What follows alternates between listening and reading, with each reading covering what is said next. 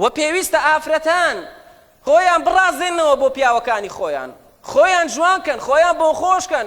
چۆن لە وتاری ڕابردووە گوتمان هەروەکو لە تەفسیری قورطوبی تەبەڕیە هاتبوو گوتمان ئیبن عەباس ئەفەرمێ ئینی لأتزين لامرأتي كما تتزين لي، من خۆم بۆ ئافرەتەکەی خۆم جوان ئەکەم و ئەڕازێنمەوە هەروەکو چۆن ئافرەتەکەم خۆم بۆ من ئەڕازێنێتەوە، خۆی بۆ من بۆن خۆشەکە، خۆی بۆ من جوانەکە.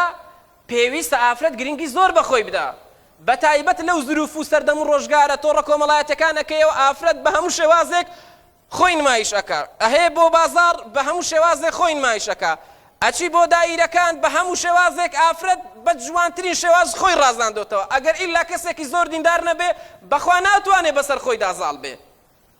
یعنی سەری ئەم فەرمایشەی پێغەمبەری خواکەن صلی الله علیه وسلم، سەری ئەم ئافرەتە ژیرەیەکەن.